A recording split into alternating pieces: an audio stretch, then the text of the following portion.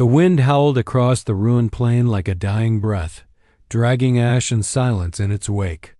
Private Jonathan Cain moved slowly through the wreckage, each step a dull echo on the scorched ground of Vlok. The earth, once alien and strange, now felt familiar in the way only war could make it. Twisted metal jutted from the soil like broken ribs. Blood, both human and not, stained the shattered armor that littered the valley. Somewhere beneath his feet, his squad had died. The thought pressed against his chest like a weight he couldn't shake. His rifle hung heavy in his hands, the barrel still warm from earlier fights. His armor, smeared in soot and crusted with old wounds, creaked with every motion. He didn't know how many hours had passed since the last transmission. Didn't know if command was still listening. Didn't care. The only thing he had left was a single directive blinking across his cracked visor. Return to extraction point. Then his scanner chirped a weak, flickering blip. His breath caught. Life? Here? He tapped the side of the device, trying to coax clarity from the haze. The signal pulsed again, faint but real. It wasn't one of his own, at least, not the signature of a standard-issue human biosuit. Still, something or someone was alive. Jonathan moved quickly, boots crunching over shards of collapsed alloy. He passed the remnants of an energy tower, its spire split down the middle like a snapped bone. Then he saw her. Pinned beneath a slab of twisted hull plating lay a figure tall and slender, her pale blue skin streaked with dirt and blood. Silver-white hair spilled across the rubble like liquid moonlight. Her armor, cracked and barely holding, together bore the insignia of the Velar Guard. Jonathan froze, rifle raised out of instinct. Her eyes fluttered open, glowing faint gold, and met his with a startling clarity. Help! Her voice was a whisper, raw and shaking. Please! His gut twisted. A Velar, one of the elite. Her kind fought with precision, spoke with cold. Command! But there was no command here. Only fear, only pain. You understand me? He asked, surprised by her words. She nodded weakly. Galactic neural implant. What's your name? Ren Allara, she said, wincing as her breath hitched. Velar's second spear, left behind. Jonathan crouched beside her, assessing the debris. Spine damage? He asked. Yes. He reached for the wreckage. Stop, she whispered. You shouldn't. I'm no use to you. Leave me, like they did. Jonathan's hands paused, hovering over the metal. For a moment, he said nothing. Her words sat heavy between them. Then he looked into her eyes and said, That's not how we do things. He started lifting the debris, ignoring the sting in his shoulders and the tremble in his arms. Ren stared at him, disbelief spreading across her bruised face. Why? She asked, voice cracking. Because you're alive, and that matters. For? A heartbeat. She said nothing. Then her expression shifted, doubt cracking into something else. Not trust, not yet. But something close. Something softer. As he worked to free her, her golden eyes never left his. You're different, she murmured. Jonathan gave a tired smile. Maybe. The signal on his scanner flickered again. But this time, he wasn't alone. The sky above Vlok had deepened to a sickly red, as if the planet itself bled light from the wounds of battle. A wind moaned through the twisted carcasses of dropships and scorched vehicles, stirring clouds of dust and ash that clung to Jonathan. Cain's armor like ghosts. He had managed to pull Ren Allara free from the wreckage, but her body hung limp in his arms, the legs beneath her unresponsive, her breath shallow. He adjusted his grip, cradling her across his back, one arm looped tightly under her knees. She was too light for someone trained in war. The long trail of blood smeared along the ground where she had lain spoke volumes. His legs trembled beneath the weight of exhaustion, but he moved forward anyway. The scanner pulsed faintly. pointing east where the extraction point should have been. But now, that wasn't the mission. Not anymore. Wren's voice rasped near his ear. You shouldn't carry me. Then you'll have to yell louder when you want to be left behind, Jonathan said, not looking back. She didn't answer. But her fingers weakly clutched his shoulder plate just once. His visor pinged. Another signal, this time not a life form, but heat signatures. Approaching fast, not human. Jonathan froze, eyes darting toward the horizon. And there, like the silhouette of nightmares, moved the unmistakable forms of cain gleaming, biomechanical monstrosities of limbs and claws, half insect, half machine, crawling over the ridge. His heart slammed against his ribs. He ducked behind a crumpled wreck, sliding Wren gently to the ground. We've got company. Wren turned her head slowly, golden eyes dim with pain. They hunt in swarms. They don't stop. Jonathan peeked over the wreckage. More of them were coming, some small, scout class, their eyes glowing like furnace coals. Others towered, spiked and twitching, with whirring limbs and serrated pincers. He readied his rifle, its barrel still crusted with the scorch marks of their last fight. How many? Too many. He fired. The first scout exploded in a spray of sparks and fluid. The sound echoed through the canyon, and the others let out a bone-shaking screech metal on metal. Something primal and synthetic at once. Jonathan didn't wait. He grabbed Wren again and ran. The terrain dipped into a narrow ravine, forcing him to zigzag between fallen beams and shattered stone. Every breath burned. Every footstep sent shockwaves up his spine. Wren whispered something, but he couldn't hear, just the blood pounding in his ears and the chittering screams behind him. A screech tore through the air. A cain leapt overhead, landing hard in front of them. Its limbs snapped out like scissors. Jonathan skidded to a halt. No time to raise the rifle. He dropped to his knees, twisting sideways, and drew his sidearm. One shot, two. The plasma round slammed into the creature's eye socket and it collapsed, twitching violently. He didn't stop. He didn't breathe. Then Wren's voice cut through the chaos. There's an outpost, she gasped. 2 clicks east Wheeler, abandoned, maybe not destroyed. Jonathan adjusted his direction instantly, sprinting through the ravine's winding mouth.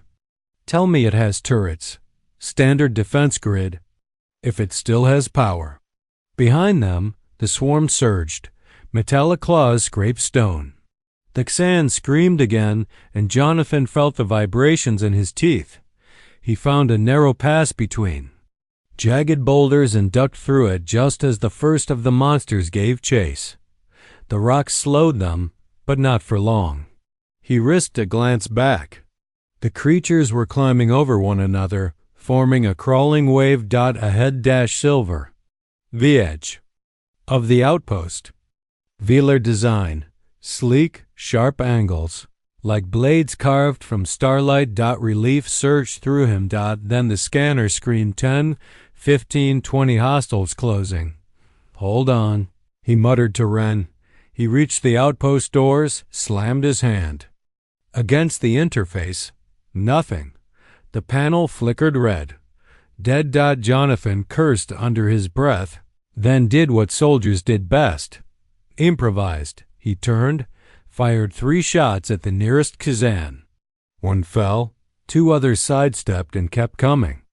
They were learning, adapting. Jonathan fired again, trying to buy a few more seconds. Then Wren, still limp against the wall, reached out with shaking fingers and touched a hidden panel on the side. It blinked. Gold. The doors hissed open. Told? You? Standard grid, she said weakly. They stumbled in. Jonathan found a control console and slammed his fist on it. Come on, give me something. A heartbeat later, the defense system roared online. Turrets extended from the walls and opened fire. Plasma bolts tore through the approaching swarm. Cain shrieked as their bodies were ripped apart. For a moment, The world was light and fury. Then silence. Jonathan dropped to one knee, sweat pouring from his face. Wren leaned against the wall, her eyes never leaving him. "You didn't have to," she said, voice hoarse. He looked at her. "You were left behind. That doesn't mean you're disposable." Wren stared. Something shifted in her gaze. Not just disbelief, but the flicker of something older, something lost. "Faith, you're human," she whispered, "and you still stayed." Jonathan gave a tired smile. "That's exactly why." The hum of the automated turrets echoed like distant thunder, a mechanical lullaby after the chaos. Their glowing barrels, now cooling, gave off a faint haze as the outpost returned to stillness. Jonathan sat slumped against the metal wall, every breath a challenge. He'd used up half his ammo and most of his strength. Blood trickled from a shallow cut above his brow. Unnoticed. Wren Allara rested across from him, her back supported by a column of alien alloy. Her golden eyes were open but dim, her chest rising and falling in uneven rhythms. The fight had taken what little she had left. Jonathan studied her in the flickering light, how alien she looked, yet how unmistakably human her struggle felt. Every twitch of her fingers, every whispered breath, spoke of someone trying not to disappear. "You still with me?" he asked, voice gravel-thick. She nodded faintly. "Barely." Jonathan pulled himself up with a grunt, then offered a hand. She took it not out of necessity, but acknowledgement. He helped her onto a low platform beside the console.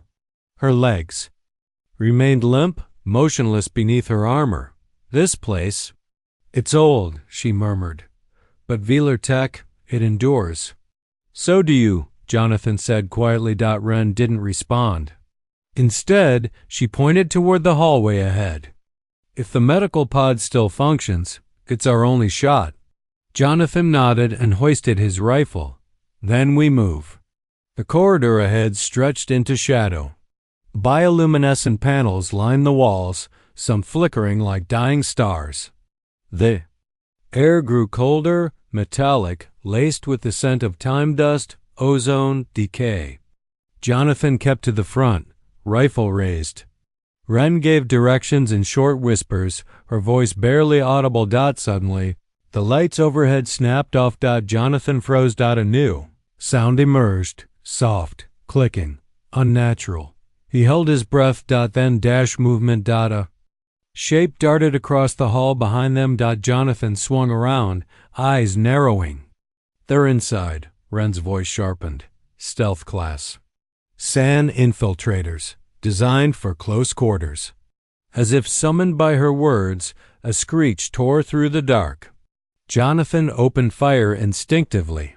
The muzzle flashes illuminated. A chittering, spindly creature clinging to the ceiling. Its eyes glowed violet, and its claws gleamed like surgical tools. "Go!" Jonathan barked. Wren pushed herself along the wall, using the grooves for support. Jonathan kept firing, his shots carving through the gloom. The infiltrator dropped, skittered sideways, then lunged. Jonathan ducked. The claws slashed the wall above him, tearing gouges into the alloy. He turned, slammed the butt of his rifle into its midsection, then fired point blank. Plasma tore through synthetic muscle. The thing shrieked and dissolved into sparking limbs and steaming fluid. "You okay?" he gasped, turning back. "I'm fine," Wren said through gritted teeth. Her hands trembled, but she kept moving. They reached a reinforced doorway, and Wren activated a retinal scanner embedded in the wall. It hissed open. Inside, the medical bay. The room was half intact. Cabinets hung from broken hinges. Shattered glass crunched under Jonathan's boots. But in the center stood a sleek pod, egg-shaped, intact, glowing faintly. "That's it." Wren whispered, a strange emotion flickering behind her eyes. "I didn't think I'd ever see one again." Jonathan moved to the console beside it. Foreign symbols danced across the display, but Wren translated quickly, her voice now sharper. With urgency. The pod is active. But barely. Its reserves are almost drained. Jonathan checked the power meter. Red. Flickering. How long would it take to fix you? He asked. Wren hesitated. Spinal damage like mine? Hours? Maybe more. We don't have hours. No, she said. But there's another way. She turned her gaze to him, and for the first time since he'd met her, her voice shook. The pod can pull energy directly from a biological source. A donor. Jonathan understood immediately. Me, Wren looked away. It's dangerous. Especially across species. It could kill you. But it could heal you. It might overload your nervous system. Burn you from the inside out. He studied her. Her face was still, composed, but her hands, they trembled. Let me guess, he said. You'd never ask. She shook her head. No. Jonathan stepped forward and placed his palm on the interface. It glowed brighter. Good. Thing I'm not waiting to be asked. Wren's eyes widened. Jonathan, wait. Too late. The pod activated. A sharp needle shot from the interface, piercing his skin. He gritted his teeth as the system extracted genetic material. The room filled with a low hum. White light flooded the pod. Then the pain hit. Jonathan dropped to one knee. His heart thundered. Heat raced through his veins like molten steel. He clenched his jaw until it ached, every muscle twitching violently.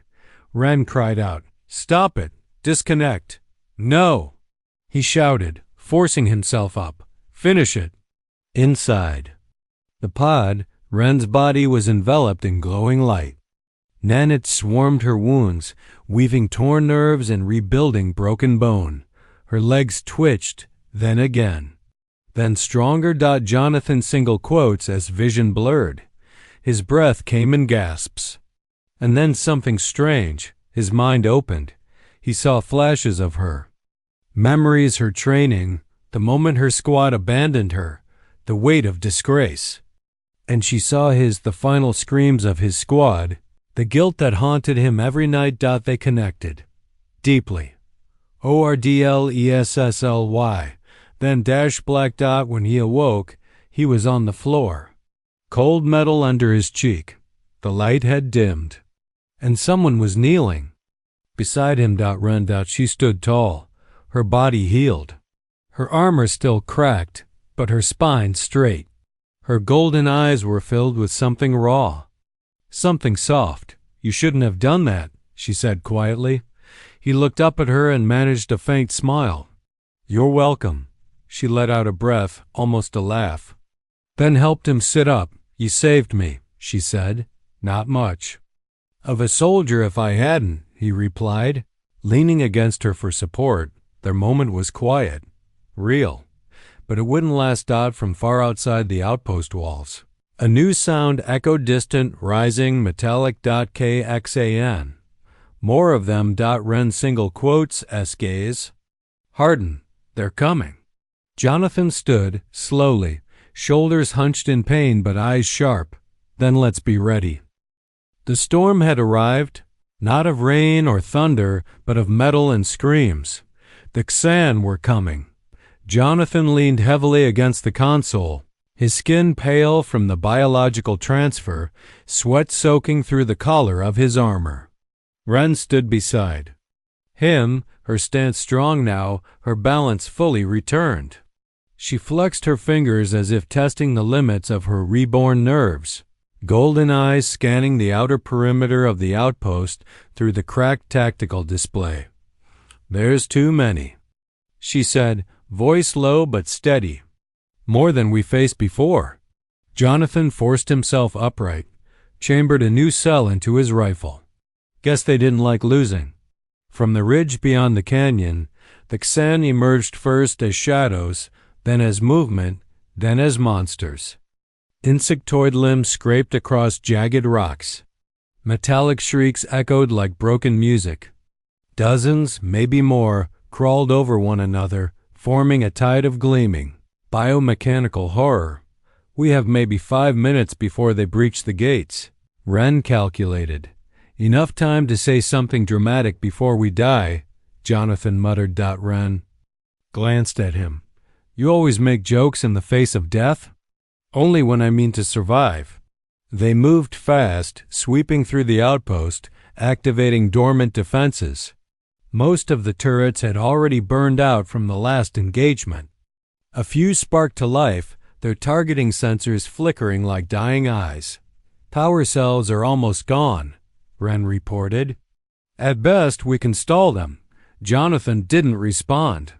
He was staring at something in the shadows of the lower deck, an old velar auxiliary cannon, heavy, rusting, and twice his size. He jogged toward it, ignoring the stiffness in his legs. That thing's outdated, Wren called after him. Yeah, but I'm stubborn, he said, yanking open the maintenance hatch. And I'm willing to bet your people didn't throw anything away unless it was completely dead. Wren joined him, crouching beside the cannon. Her fingers ran across the old control runes. This model had a fail-safe fusion core. In case of siege.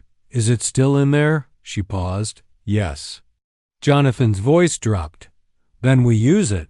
Her eyes shot up. Jonathan, that core wasn't meant to be detonated inside an outpost. It'll level the entire structure. Exactly. And take out half that swarm with it. We're inside this structure, she said sharply. He looked at her, expression grim. If we wait, they'll overrun us. We fight, we get pinned. We stall, we die tired. But if we blow this place sky high, we give someone else a chance. Wren finished quietly.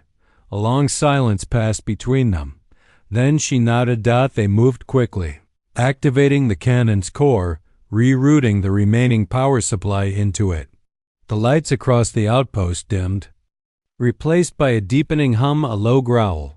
Like the breath of a sleeping giant about to wake. Outside, the scan had begun to descend the canyon. The turrets fired a final volley, cutting through the first wave, but the rest didn't stop. They swarmed the walls, crawling over themselves, climbing toward the highest point of the outpost. They're pushing harder than before, Wren observed. Standing at Jonathan's side, her rifle raised. They've learned we're dangerous, Jonathan said. Good. Explosions lit the sky as the first wave breached the outer defense line. A turret burst in flames, spraying debris across the front courtyard. Wren opened fire, precise and deadly. Jonathan knelt beside her, laying down suppressive bursts to buy her clear angles. The swarm grew thicker. More bodies, more noise. More hate? Time? Jonathan shouted. Wren checked the core sequence. 3 minutes. They fell back, inch by inch, as the horde pressed forward. One of the Xanadrone with dual forearms and a serrated jaw lunged from above. Jonathan ducked, shot it in the chest. Another pinned Wren to the wall, its claw slicing across her shoulder. She kicked it back, then vaporized it with a plasma burst to the skull. This isn't holding, Jonathan yelled. 1 minute. They ran toward the rear emergency shaft, a narrow tunnel that led through the foundation and out toward the ravine. The walls trembled. The outpost groaned. The power core's hum became a roar. They were halfway through the tunnel when the ground shook violently. Jonathan turned back just for a moment and saw Xan charging behind them. He spun, fired a last shot. The drone crumpled. Now! Wren screamed. They leapt. The explosion came like a second sunrise. White-hot fire burst through the canyon. The outpost vanished in a wave of plasma and thunder. The shockwave hit them mid-air, throwing their bodies across the rocky slope like rag dolls. Jonathan hit hard. Pain exploded in his ribs. He rolled, coughing, ears ringing. Wren lay beside him, her chest rising and falling. Her face bloodied but alive. The canyon was a crater now. Glowing, ruined, silent. A grave. Jonathan tried to speak, but only managed a hoarse laugh.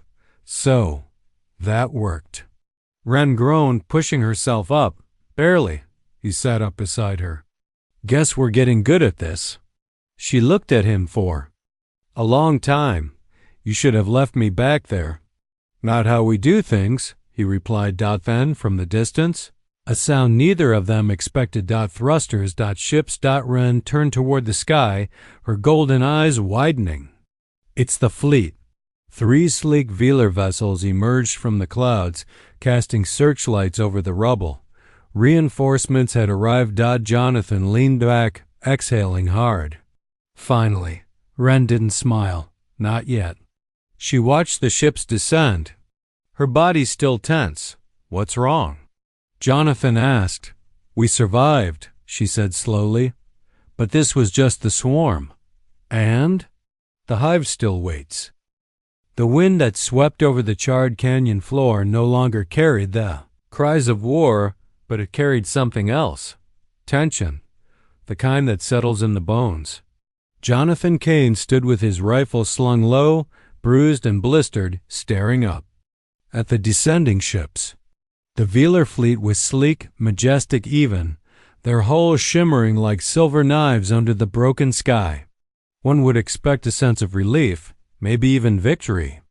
But Jonathan felt none of it. Wren stood beside him, her posture now upright, her body healed, but her eyes heavy. There was no celebration in her features, just the hard edge of realization. The swarm was only a limb, the hive was the body. And it was still alive. The first Velar officer disembarked, armored head to toe in ceremonial plating, expression unreadable beneath his helmet. Others followed, weapons lowered but ready. Jonathan noticed immediately none of them rushed to embrace Wren. No one offered aid, only protocol, only distance. Wren gave a shallow bow. We held the line. The officer's voice was clipped. We saw the explosion. Your signal was received. Jonathan stepped forward. I hope the part where we almost died for it came through clearly. The officer barely looked at him. Human. Wren tensed. This human saved my life. And destroyed. A forward hive presence. A long pause. The officer finally gave a stiff nod. Your survival is noted, Jonathan snorted. Glad to be a footnote. As the Velar moved to secure the area, medics passed them by. They treated Jonathan with cold efficiency, no conversation, no gratitude. Just reading, scans, pressure, bandages, and orders to stay out of the way. Wren remained near him, silent. She hadn't spoken since they were pulled from the rubble. Later, aboard one of the ships, Jonathan stood alone in the observation chamber. Outside the viewport, the wastelands of Locke stretched far, broken, and endless. Then Wren entered quietly. They don't know what to do with you, she said. Story of my life, he replied, still staring through the glass. They left you to die, Wren, and now you're back whole again. And they look at you like you're infected. She sat across from him, her voice barely audible. I disobeyed. I survived. To them, that makes me unreliable. What does it make you to you? Her answer took a long time. Something else. Jonathan turned. The swarm's done. But your face tells me we're not finished. Wren nodded. The data you helped me transmit, it revealed something buried. The hive is moving. It's expanding faster than expected. And worse, they've begun integrating us into their growth algorithms. Us? My DNA? My neural patterns. I was more than just a target. They were using me to learn, adapt. Jonathan's mouth went dry. They weren't trying to kill you. They were trying to clone you. Wren's face was tight. And the one thing worse than a hive that adapts is one that begins to think like a Velar. Suddenly, the ship shook out a low, resonant alarm. Sounded no voice, no warning. Just a tone that vibrated through their bones. Jonathan lapped up. What was that? A junior officer burst into the chamber. The beacon relay from Sector 17, it's gone dark. Wren stood instantly. That's outer perimeter. It's fortified. It was, the officer whispered. Now it's silent. Jonathan glanced at Wren. You said the hive was adapting. How fast? Wren didn't answer immediately.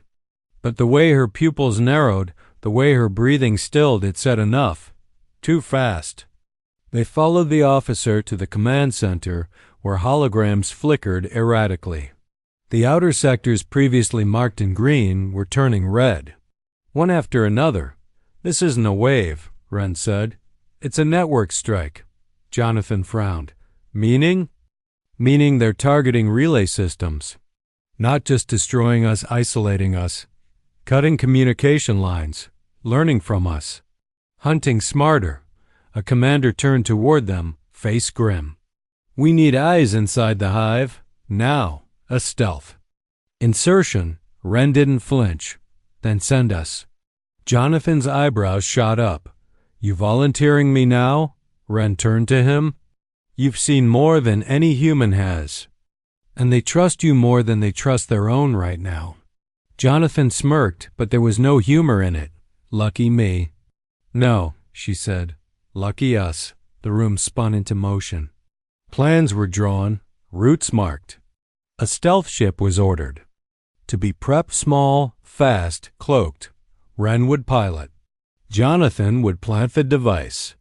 The objective: penetrate the hive's core and deploy a destabilizer that could rupture their command signal. As they stood in the armory. Suiting up, Jonathan. Caught Wren staring at her reflection in the polished metal of her armor. What is it? He asked.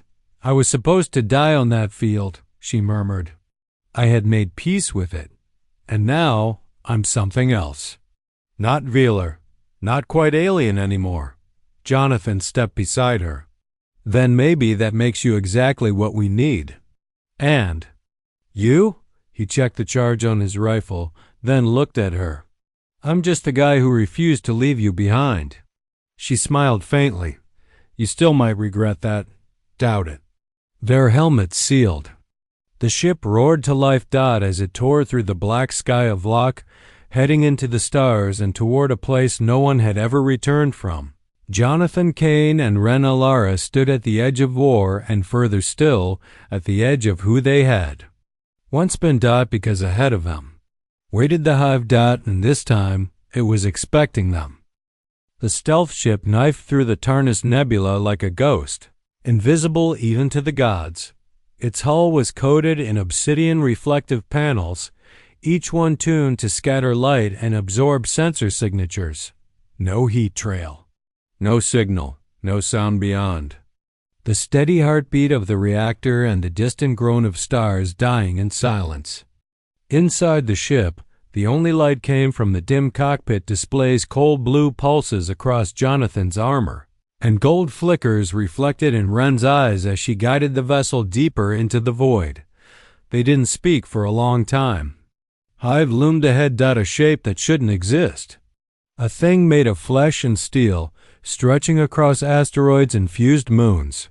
Its architecture was alive, pulsing veins of bioenergy, spires that twitched like antennae, surface tendrils crawling through asteroid rock like roots. It breathed. It shimmered. It watched. Jonathan leaned forward, gripping the edge of the console. That's not a structure. That's a tumor on the edge of space. Wren's voice was a whisper. No, it's a brain. A living, thinking organism. It doesn't just react. It calculates. His hand tightened on the steel. The mission was simple on paper. Breach the outer perimeter, locate the central cortex, and plant the destabilization device. The device would flood the hive with contradictory commands, severing neural links and causing its entire swarm to fracture and collapse if it worked. But there was a problem. The hive had evolved. As they neared the outer fringe, Jonathan noticed. At first, sand drones floating in formation. They weren't random. They moved in synchronized waves, like neurons firing through a thought. And they weren't just patrolling. They were waiting. They know, he said. Ren single quotes as hands danced over the controls. Cloak and field is holding, but we're not invisible to a mind like that. Suddenly the ship jolted hard. Jonathan slammed against the bulkhead, the floor yawning beneath his boots. Alarms blared. Gravity lock, Ren snapped. They're pulling us in tractor field nested in one of the hive's spires. Can we break it? No. But we can crash it right where we want to go. Jonathan stared. You're suggesting we aim for the core? We won't get another shot. She threw the thrusters into override. The ship screamed forward, tearing. Past clouds of drone scouts. The hive's interior split open like a wound-jagged gates of bone and steel peeling back. Impact. The crash hurled them across the chamber. Sparks erupted. Control panels shattered. Jonathan hit the floor hard, gasping. Behind him, the stealth ship groaned and died. Silence followed. Then dash sound. A low thrum that wasn't machinery. It was breathing. Jonathan rose to one knee. The air was thick and wet, like the inside of a lung. Glowing vines pulsed against the walls. Alien spires pulsed above them, leaking orange fluid. And ahead, a corridor, narrow, shifting. Ren was already on her feet, the destabilizer strapped to her back. We're inside. The hive cortex is close. They moved. Each step forward was a descent into madness. The walls weren't walls at all, but nerves. Jonathan's footsteps triggered muscle contractions in the floor. The walls rippled. He could hear whispers, not words, but suggestions, impressions, ideas that weren't his own. It's in our minds, he muttered. Ren nodded. It's testing us, probing. For weakness, for kinship. Jonathan's skin crawled. The deeper they went, the more the hive changed. It mirrored their thoughts. Jonathan saw the shadows of his fallen squad flitting in the corner of his eye ghosts with hollow helmets and torn armor. Ren saw mirrored versions of herself walking, uninjured, perfect, emotionless, flanking her like judges. It wanted to trick them. It wanted to be them. Then dash movement. A wall peeled back like a mouth, revealing a drone unlike the others. It stood. Tall, humanoid in shape, with golden eyes. Jonathan single quotes as stomach turned. It looked like Ren. What the hell? Ren didn't speak. Her weapon was already up. The thing moved in silence, mimicking her stance. Then it spoke, voice identical to hers. You abandoned logic. You chose weakness. You infected yourself with the human sentiment. You are obsolete. Ren's hand trembled. You are not me, she whispered.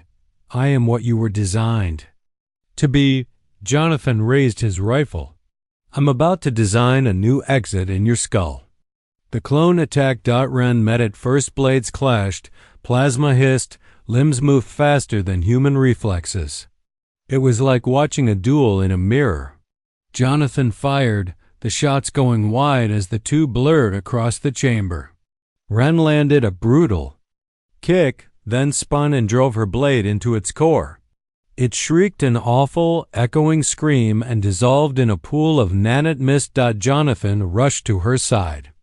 You good? She nodded, breathing heavy. We need to move, now. The cortex chamber lay just ahead. It was monstrous. A pulsating heart, suspended in strands of neural light. Cables thicker than tree trunks fed it thoughts from across the stars. Jonathan stared at it. How do you kill something like that? Confuse it, Ren said. Break its rhythm. Inject chaos.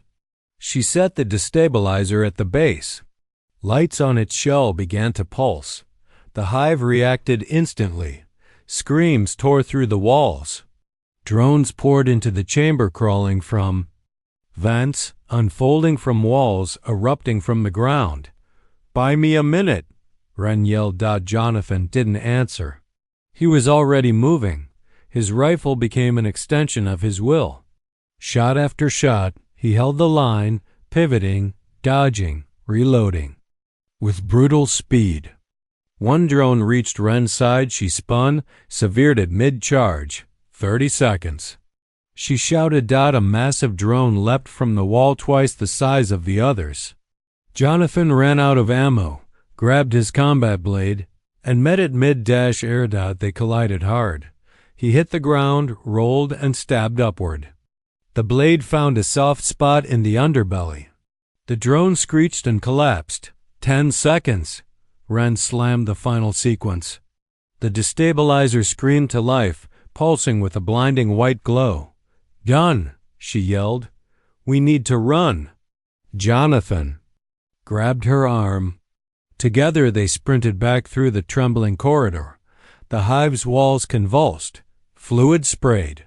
Nerves severed. Then detonation. A pulse exploded outward, white-hot, brighter than stars. Jonathan and Ren were flung clear as the cortex ruptured. The hive screamed, not in pain, but in confusion. Drones everywhere froze, collapsed, melted. Jonathan sat up slowly, dazed. Beside him, Ren was already rising. They had done it. The hive was dead, but the galaxy had just begun to wake. The galaxy had never known silence like this, not the quiet of peace, but the stunned stillness that follows a scream too loud to ignore. In the cold aftermath of the hive's destruction, entire cain fleets across star systems staggered, confused, directionless, blind. The swarm, once synchronized in its cruelty, fractured into chaos. Warships drifted without commands. Ground troops collapsed mid-strike. Their hive mind, their god, their identity gone in a blink. And in the heart of that blink, two figures stood in the ruins of an impossible victory. Jonathan Cain pushed debris off his chest and sat up slowly, blinking through blood and ash. Ren was already on her feet, her armor cracked, her shoulders heaving with exhaustion. Behind them, the collapsed remains of the hive's neural cortex still smoldered. The air pulsed with dying energy. The walls, once alive with thought, now hung limp and hollow. He turned to her, voice hoarse. "We made it," Ren nodded, her golden eyes unreadable. "For now." Jonathan followed her gaze. All around them, drones twitched, some still crawling in confused circles, others motionless, like statues abandoned mid-march. He picked up his rifle, more for comfort than need. "What happens now?" he asked. Ren's single quotes answer came slowly. This was a central hive, not the only one. His stomach sank. "You're saying there are more?" She looked down at the shattered destabilizer, its core melted from the overload. They weren't one mind. They were many minds acting as one. Now that unity is gone, but the fragments, Jonathan finished the thought. Each one could become a new hive. She didn't speak. She didn't have to. Suddenly, a static crackle buzzed across Jonathan's comm. Weak, distorted, but human. EDF command to outpost unit, respond priority Alpha. Jonathan Cain, do you copy? His heart skipped. He activated the signal. Cain. Here. Ren Allara is with me. Hive core is down. Repeat. Core is down. We need immediate evac. A pause, then cheering. Someone in the background yelled, "They did it!" The voice returned stronger. Affirmative, Cain. Evac ship en route. You have no idea what you just did. He glanced at Ren. I think we're starting to. Hours later, a sleek Ed vessel sliced through the upper atmosphere, descending into the scarred surface of the former hive. The bay doors hissed open as Jonathan and Ren staggered inside. Medics rushed forward but paused when they saw the two warriors, exhausted, yes, but standing tall. There was something sacred in that moment. No salute, no words. Just a silence. Full of awe. In the medical wing, Jonathan lay on a narrow bed, and Thor in his arm and bandages over half his chest. Ren sat beside him, her own wounds treated, her expression distant. The galaxy will never forget what you did. A human officer told them. Jonathan didn't answer.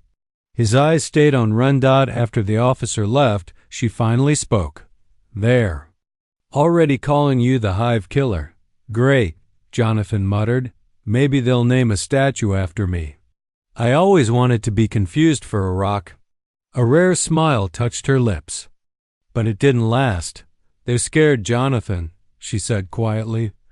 Not just of the cain, of us. Of what we became inside that hive. They'll get over it. Some won't. He reached for her hand. We didn't win this to be heroes. We won this to give people a choice. You still think peace is possible? He hesitated, then nodded. Yes. And if it isn't, we make it possible. Weeks passed. News of the hive's collapse spread like wildfire. Rebel cells who'd hidden for years emerged. Forgotten colonies reconnected. Species who had once warred sat at shared tables again. But beneath the hope, there was fear of what else might be out there, waiting to grow in the dark. Jonathan and Ren were called to testify before both the Velar High Council and the Earth Defense Parliament. Neither event went as expected. The Velar Council questioned Ren's emotional compromise, citing her decision to trust a human and risk an unstable plan. She stood before them, her voice steel. I disobeyed protocol, yes. I followed something. Stronger? Instinct. They tried to strip her rank. Instead, they gave her a new ambassador. To both sides, on Earth. Jonathan stood in front of a sea of faces, military brass, politicians, soldiers. A senator asked, How did you survive? What no other human ever has. He answered the only way he knew, because I didn't walk out of that hive alone. Months later, a new coalition was formed, Velar and human engineers working side by side. Training missions conducted in hybrid units, and Jonathan and Ren at the center of it all. They never claimed command. They simply showed up. When a nuke cain splinter hive rose in the outer rim, it was their voices that answered the call. Not with fear. Not with vengeance. But with resolve. Jonathan strapped on his rifle once more. Ren took her place at the helm of a new class stealth vessel named the Oathkeeper, and as the stars shifted above them, they prepared to face the unknown. Again, not as strangers. Not as enemies. But as the bridge between two worlds. Not saviors. Just soldiers, but this time, together.